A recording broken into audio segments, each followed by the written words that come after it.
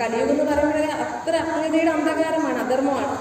സത്യയുഗം എന്ന് പറഞ്ഞാൽ അവിടെ ജീവിക്കുന്നവരെല്ലാം ദിവ്യ ഗുണങ്ങളുള്ളവരാണ്, എല്ലാവരും അറിവുള്ളവരാണ്, ശിരസിനേറ്റവും പ്രകാശവലയം കാണിക്കാറുണ്ട്, ദിവ്യ ഗുണ ആത്മബോധമുള്ളവരാണ്. അങ്ങനെയുള്ള സത്യയുഗത്തെ സൂര്യവംശത്തെ ഭഗവാൻ രചിക്കും. ഇപ്പൊ കലിയുഗം ഇരുട്ടാണെങ്കിൽ സത്യയുഗത്തെ കുറിച്ച് പറയുന്ന അതിപൂർവമായ പ്രകാശമാണ് പറയുന്നത്. അത്ര വ്യത്യാസമുണ്ട് കലിയുഗവും സത്യയുഗവും തമ്മിൽ.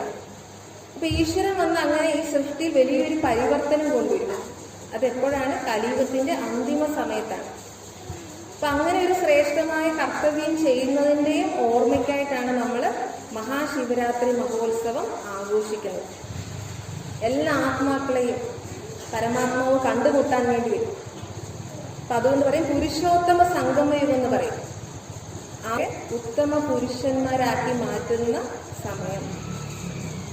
ആത്മാവിന്റെ മറ്റൊരു പേരാണ് പുരുഷൻ എന്ന് പറയും. ശരീരത്തെ നമ്മൾ പുരിയായിട്ട് പറയും. ഈ പുരിയെ നയിക്കുന്നവൻ പുരുഷൻ. ആത്മാവിന് സ്ത്രീയോ പുരുഷനൊന്നുമില്ല. അപ്പൊ അങ്ങനെ എല്ലാ ആത്മാക്കളെയും ഉത്തമ പുരുഷനാക്കി മാറ്റാൻ വേണ്ടി കലിയുഗത്തിന്റെ അവസാന സമയത്ത് ഭഗവാൻ വരും. അങ്ങനെ കലിയുഗം മാറും. ഇപ്പോൾ നമ്മൾ കലിയുഗത്തിൽ അതിഘോരമായ അന്ധകാരത്തിലിരിക്കുന്നത് അല്ലെ?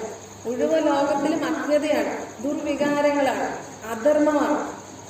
അപ്പൊ ഈ ഇരുട്ടിനെ, ഈ വിഷത്തെ ഇല്ലാതാക്കാനും കൂടിയാണ് ശിവഭഗവാൻ സ്വയം രചയിതാവ് തന്നെ അവതരിക്കുന്നത്. അപ്പൊ അതുകൊണ്ട് കലിയുഗം മോശമാണെന്നൊക്കെ പറഞ്ഞാലും ഒരു വശത്ത് പറയാറുണ്ട് 4 യുഗങ്ങളിൽ വെച്ച് ഈ കലിയുഗം നല്ലതാണെന്ന് പറയാറുണ്ട്.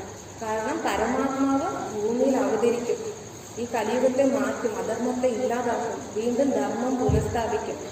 അതുകൊണ്ട് നല്ല സമയവും ശ്രേഷ്ഠമായ കർത്തവ്യം ചെയ്യുന്നത് കൊണ്ടാണ് നമ്മൾ മഹാശിവരാത്രി മഹോത്സവം ആഘോഷിക്കുന്നത്.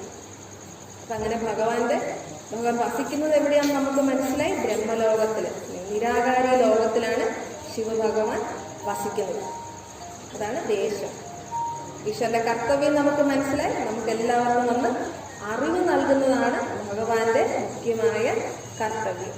നമ്മുടെ പാപങ്ങളെയെല്ലാം ഇല്ലാതാക്കി തരിക എന്നതാണ് ഭഗവാന്റെ മുഖ്യമായ കർത്തവ്യം.